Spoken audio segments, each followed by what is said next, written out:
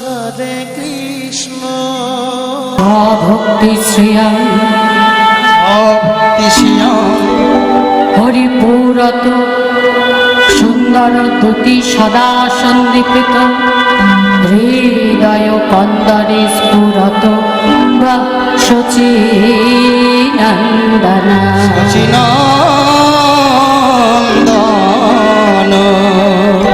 জয়নিতাই গৌর হরি বল। চৈতন্য চরিতামৃতে কবিরাজ গোস্বামী পায় যে কলম দিলেন সেই সংস্কৃত শ্লোক থেকে আমরা আস্বাদন করব। আগে শ্লোকের ব্যাখ্যা শুনে তারপর আমরা লীলা আস্বাদন করব। আপনারা সকলেই জানেন প্রথমে গৌর লীলা, তারপর বৃন্দাবন গিয়ে কৃষ্ণ লীলা। বলছেন অনর্পিত চরিং চিরাগ করুণায় অবতীর্ণ কলো সমর্পায়ত উন্নত উজ্জ্বল রসাং স্বভক্তি শ্রিয়াম। অনর্পিত চরিং চিরাগ, অনর্পিত যা কখনো অর্পণ করা হয়নি। অর্পিত মানে অর্পণ করা, অনর্পিত মানে যা কখনো অর্পণ করা হয়নি। অনর্পিত চরিং চিরাগ সেই অনর্পিত বস্তু যেটি অর্পণ করবেন বলে এই কলিহত জীবের মাঝে এলেন কে? করুণায় অবতীর্ণ কালো, করুণা করে তিনি আবির্ভূত হলেন। তাহলে যে বস্তুটি অনির্পিত, যা অর্পণ করা হয়নি, সেই উন্নত উজ্জ্বল রস সমৃদ্ধ প্রেম, গোলকের গোপন প্রেম, যা কোনো যুগে কোনো দেবতা আমাদের দান করেননি, সেই প্রেম কৃপা করে কলিহত জীবকে অর্পণ করবেন বলে আবির্ভূত হলেন এই কলিযুগে। আর সেই প্রেমটা তার কিরম প্রেম? না, নিজস্ব প্রেম। সমর্পয়ত উন্নত উজ্জ্বল রসা স্বভক্তি শ্রিয়ম। সমর্পয়ত অর্থাৎ সমর্পণ করবেন বলে, কি সমর্পণ করবেন? উন্নত উজ্জ্বল রসা, উন্নত উজ্জ্বল রস। উজ্জ্বল শব্দের অর্থ কি গো? চকচকে, যা চকচক করে তাকে আমরা বলি উজ্জ্বল। যেমন অনেক স্টোন যদি একসাথে থাকে, যেমন মুক্ত, প্রবাল, চুনি, পান্না, হিরে সব যদি একসাথে থাকে, এত রত্নের মধ্যে কোন রত্নটা সব থেকে বেশি চকচক করে? হিরে। হিরে চকচক করে, আর সেটাই হচ্ছে উজ্জ্বল। যেমন যত রত্ন আছে বাবা, হিরে যেহেতু চকচক করে, হিরের দামটা কিন্তু বেশি। তেমনি আমাদের বৈষ্ণব জগতে 5টি রস আছে: শান্ত, দাস্য, সখ্য, বাৎসল্য, মধুর। শান্ত রস কোনটা? না দেখবেন হিমালয়, ঋষিকেশ, পাহাড়ের গিরি গোবর্ধন, ওই পাহাড়ের গহ্বরে মুনিগণ, যোগীগণ, ঋষিগণ একটা ঘিয়ের প্রদীপ জ্বালিয়ে সর্বদা ধ্যান করছেন, ভগবানের সঙ্গে নিজেকে বিলীন করে দিচ্ছেন, বলছেন আমি জীবাত্মা আর তুমি হলে পরমাত্মা, আমাকে তোমার সাথে বিলীন করে নাও, আমাকে তোমার মাঝে বিলীন করে দাও। এটা হচ্ছে শান্ত রস। দাস্যরস কোনটা? আমি ভগবানের সেবা করব, কিন্তু তার কাছ থেকে সেবা নেব না। বৃন্দাবনে ভগবানের এমন অনেক সখা ছিলেন যারা বয়সে ছোট ভগবান কৃষ্ণের থেকে, তারা সেবা করতেন কিন্তু কানাইয়ের থেকে সেবা নিতেন না। এটা হচ্ছে দাস্যরস। সখ্যরস শ্রীরাম, সুদাম, দাম, বসুদাম, অর্জুন, এদের ভালোবাসাটা সখ্যরসে। তবে অর্জুনের যে ভালোবাসা, সেই ভালোবাসা হচ্ছে ঐশ্বর্যমণ্ডিত ভালোবাসা। কিন্তু শ্রীরাম, সুদাম, দাম, বসুদাম এদের ভালোবাসাটা মাধুর্যমণ্ডিত ভালোবাসা। এরা কখনো কানাইকে ভগবান রূপে দেখেনি। এরা বলতো কি, সখা সখ্যরসে করে স্কন্দে আরোহণ, বলে তুই কোন বড় লোক, তুই আর আমি, আমরা তো সমান। তারা ভাবতো না যে কানাই ভগবান, তুইও গোয়ালার ছেলে, আমরাও গোয়ালার ছেলে, তাহলে তুই আর আমি সমান। এই হচ্ছে সখ্যরস। বাৎসল্য রস মা যশোমতী, পিতা নন্দ। দেখবেন আমাদের অনেকের ঘরেই ঠাকুরের আসনে একটা করে ছোট্ট গোপাল থাকে। সেই গোপালকে আমরা কোন রসে সেবা করি? সন্তান স্নেহী। সন্তান স্নেহে কিন্তু আমরা গোপালকে সেবা করি। এই যে সন্তান স্নেহে সেবা, এটা হচ্ছে বাৎসল্য রস আর মধুর রস। বৈষ্ণব জগতে সব থেকে উৎকৃষ্ট হলো মধুর রস। সেই রসটা কেমন না, প্রিয়তমর প্রতি প্রিয়তমার যে প্রেম, যে ভালোবাসা। প্রিয়তম কি ভালোবাসে, প্রিয়তমা সেটাই করবে। প্রিয়তমাকে সাজলে কেমন লাগে, তার প্রিয়তম যেমন ভাবে প্রিয়তমাকে দেখতে চায়, ঠিক সেইভাবেই প্রিয়তমা নিজেকে সাজাবে। অর্থাৎ প্রিয়তম ভিন্ন তার কাছে আর কিছু নয়, সবটাই তার প্রিয়তমের জন্য। আর এটাই হচ্ছে মধুর রস। যেমন রত্নের মধ্যে সব থেকে উজ্জ্বল রত্ন হচ্ছে হীরা, তেমনি রসের মধ্যে সব থেকে উজ্জ্বল উৎকৃষ্ট রত্ন হচ্ছে, উৎকৃষ্ট রস হচ্ছে মধুর রস বৈষ্ণব জগতে। তা এই যে মধুর রস, এই মধুর রসটা ভগবানের একান্ত প্রিয় রস। তাই বলছেন উন্নত উজ্জ্বল রসাং স্বভক্তি শ্রিয়ম। স্বভক্তি, স্ব মানে নিজস্ব, স্ব মানে নিজস্ব, এটা হচ্ছে ভগবানের নিজস্ব সম্পদ। সেই সম্পদ কিন্তু ভগবান কাউকে দেন না, কারণ সেই সম্পদ তার একান্ত আপন জনের জন্য, নিজের জনের জন্য। আপনি বলতে পারেন কষ্ট করে, হে প্রভু এত কষ্ট করে আমি তোমার কীর্তন শুনছি, তুমি কৃপা করে আমার একতলা বাড়িটা দুতলা করে দাও। ভগবান বলবে আমি বেঁচে গেলাম, দোতলা কেন, চারতলা করে দিচ্ছি। কেউ বা বললেন প্রভু আমি তোমার নাম শুনছি, তুমি আমার মেয়েকে একটা ভালো পাত্রস্থ করে দাও। ভগবান বলবে বেঁচে গেলাম, খুব ভালো পাত্র পাইয়ে দেবে। যদি কেউ বলেন দয়াময় আমি তোমার নাম শুনছি, এই সংসার থেকে আমার মায়াটা কাটিয়ে দাও, ভগবান হাসবেন, বলবেন এটাও চাই, বেশ দিলাম। কিন্তু যদি একবার বলে দয়াময় আমি তোমার চরণে নিজেকে সমর্পণ করছি, আমি যতদিন বাঁচব তোমার নাম করব, আমি যতদিন বাঁচব তোমার সেবা করব, তুমি কৃপা করে তোমার ওই প্রেম ভক্তিটা আমায় দাও। হরি বল, হরি বল। আপনি যা চাইবেন সবকিছু দেবে, কিন্তু যখনই ওই প্রেম ভক্তি চাইবেন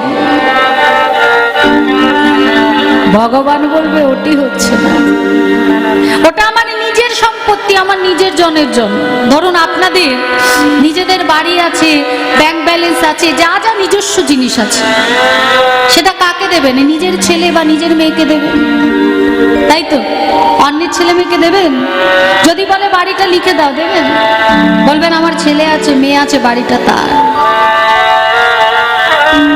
তাই ভগবান বলছেন ওটা আমার একান্ত নিজস্ব সম্পদ, আর আমার একান্ত নিজস্ব সম্পদ আমার আপন জন ছাড়া কাউকে দিই না।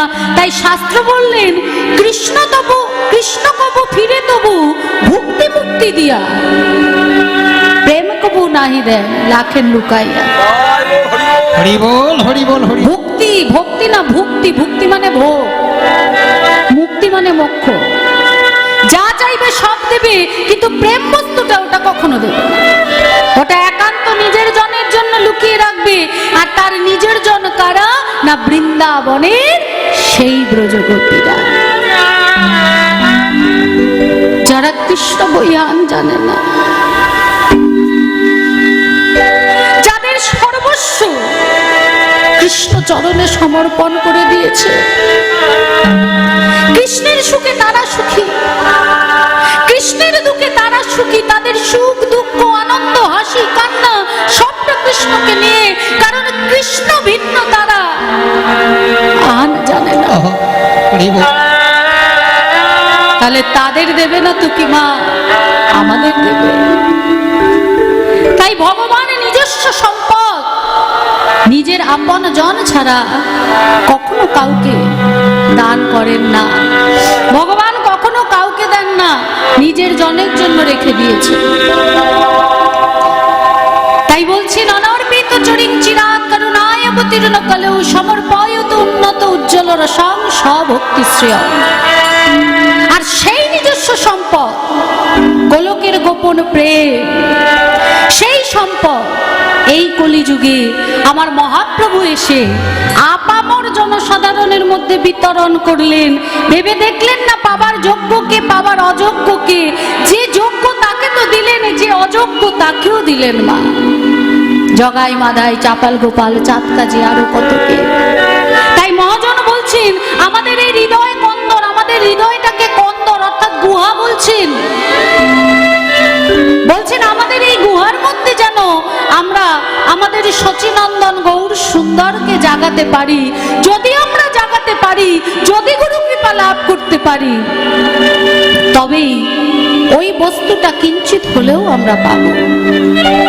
কারণ গৌর হরি কলিযুগে যখন এলেন, জাতি ধর্ম নির্বিশেষে সব একাকার করে দিলেন। সত্য যুগে, ত্রেতা যুগে, দাপর যুগে ভগবান তিন রূপে এসছেন ঐশ্বর্য নিয়ে। কিন্তু কলিতে যখন আমার ভগবান এলেন, কাঙাল বেশ ধরে এলেন। কলিতে আমার ভগবান কাঙালের ঠাকুর হয়ে এলেন। তাই জাতি ধর্ম নির্বিশেষে কলিহত জীবের দ্বারে দ্বারে হরি নাম প্রেম বিতরণ করলেন। কারণ গৌর হরি জানতেন কলিহত জীবের ধৈর্য সহ্য আয়ু সবটা কম। সত্য যুগে মানুষের আয়ু ছিল 1 লক্ষ বৎসর। ধ্যান তপস্যার দ্বারা তারা ভগবানকে লাভ করত। যখন ত্রেতা যুগ হলো, বয়স কমে হলো 10,000 বছর, তখন যাগযজ্ঞ দ্বারা ভগবানকে লাভ করত। যখন দাপর এলো, মানুষের বয়স কমে হলো 1000 বছর, তখন পূজা অর্চনা।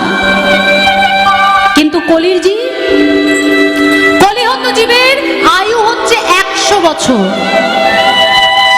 তাহলে কখন তারা ধ্যান তপস্যা করবে, কখন যাগযজ্ঞ করবে, কখন পূজা অর্চনা করবে? এই মুখ দিয়ে কখনো মুড়ি চিবাবে, কখনো পরনিন্দা পরচর্চা করবে? বলো দেখি মা। তাই আমার গৌর হরি বললেন, ওরে কলিহত জীব, বাহু তুলে হরি বললেই 3 যুগের পরমার্থ একসাথে লাভ হবে। নিতাই গৌরে প্রেমানন্দে হরি হরি হরি বল, হরি বল, হরি বল। তাই আমার গৌর হরি জাতি ধর্ম নির্বিশেষে সকলকে নিয়ে পথে বেরিয়েছে নাম করতে। আমার গৌর হরির ভাব আন্দোলন একবার ভেবে দেখুন। আজ থেকে আনুমানিক 550 বছর ফিরে যান, 550 বছর আগে ফিরে যান। ব্রাহ্মণ যদি সূর্যের ছায়া দেখত, তাকে গঙ্গায় স্নান করে প্রায়শ্চিত্ত করতে হতো। আজ আমার গৌর সুন্দরের অবদান। ব্রাহ্মণ, বৈশ্য, শূদ্র সকলে পাশাপাশি বসে নাম শুনছে, প্রেমে আকুলিত হয়ে একে অপরকে কোল দিয়ে হরিবোল বলছে। মহাপ্রভু যদি ভাব আন্দোলন না করতেন, আজকে আমরা এই দিনটা দেখতে পেতাম না। তাই মহাপ্রভু সকলকে নিয়ে চলেছেন। যারা নিচু জাতি, মুচি ম্যাথো ডোম, মহাপ্রভুকে দেখে সরে যাচ্ছে। মহাপ্রভু 2টি বাহু বিতরণ করে বললেন, তোমরা সরে যাচ্ছ কেন? আমার কাছে এসো, আমার কাছে এসো। আরে বাবা, বৈষ্ণবের আবার উঁচু জাত নিচু জাত কি? বৈষ্ণবের জাত বলে কিছু হয় না। আমার সঙ্গে এসো আর বাহু তুলে একবার হরি বল বলো। হরি বল, হরি বল, হরি বল। আসুন আমরাও একবার বলি, প্রেমানন্দে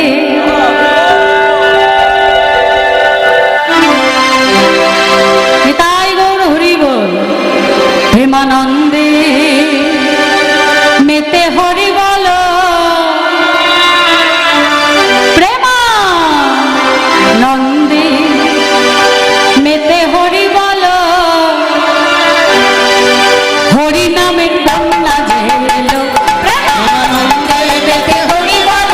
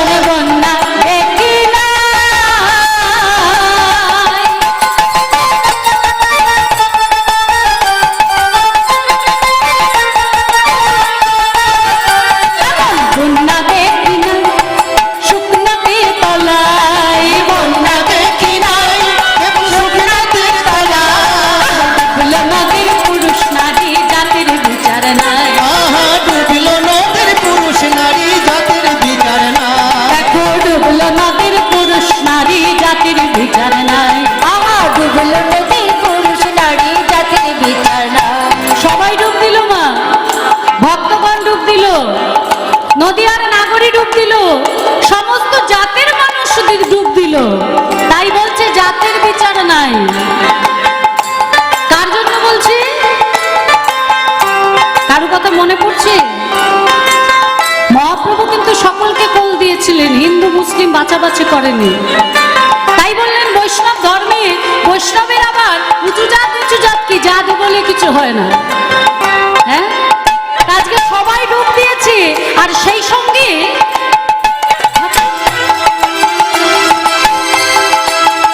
আর কে ডুব দিচ্ছে মা? ঠাকুর হরিদাস, হরিরাম ঠাকুর হরিদাস কাজের ছেলে চৌমুজি ডুবে গেল। হরিদাসকে কাজের ছেলে সেও বুঝি ডুবে গেল। হরিনামের বন্যা ধরল, আনন্দে মেতে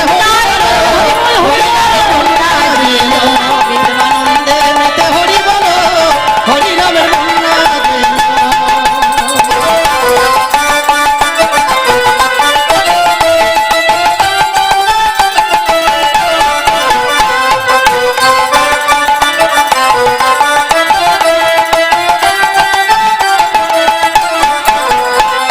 নিতাই গৌর হরি বল। সাধারণত বন্যা হলে জল ঢুকে ক্ষয়ক্ষতি হয়, কত চাষাবাদ নষ্ট হয়ে যায়, কত প্রাণী মারা যায়, কত মানুষ মারা যায়।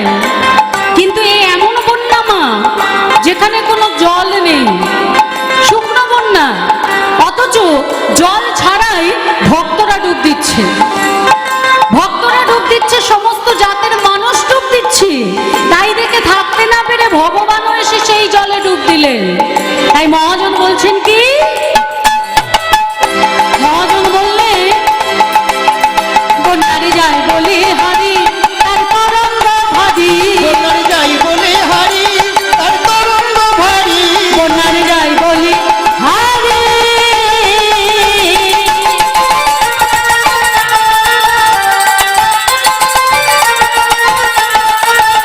বন্যারে যায় বলে হারি তার তরঙ্গ ভারী। যাই বলে হারি তার তরঙ্গ ভারী। প্রেম তরঙ্গে খেলছে সাঁতার গোলক বিহারী। প্রেম তরঙ্গে খেলছে সাঁতার গোলক বিহারী। আহা প্রেম তরঙ্গে খেলছে সাঁতার গোলক বিহারী।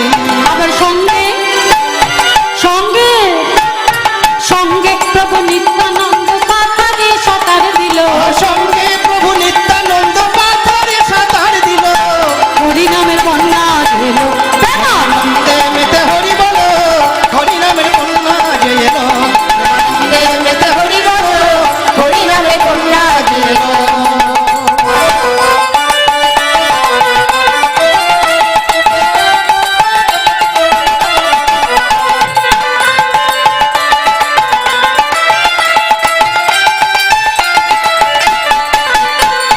নিতাই গৌর হরি বল। দেখছেন মা কেমন বন্যা, জল নেই অথচ ভক্তরা ডুব দিচ্ছে, সমস্ত জাতের মানুষ ডুব দিচ্ছে। আর তাই দেখে থাকতে না পেরে আমার ভগবানও ডুব দিলেন। তবে যারা ডুব দিচ্ছে তারা একটা মন্ত্র জানে, সেই মন্ত্রটা না বললে কখনো ডুব দেওয়া হবে না। তাই সেই মন্ত্রটা বলে আমরা সবাই ডুব দিই নাকি? বলবো মন্ত্রটা? তাহলে আসুন সবাই মিলে একবার বলবো। একবার হরি বল বলে নামো সেই জলে, হরি বল বলে নামো সেই জলে। হরি বল বলে হরি বল।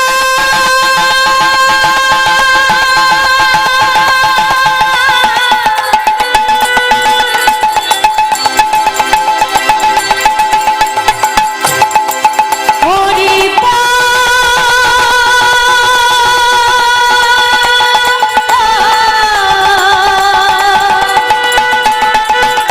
হরি বল,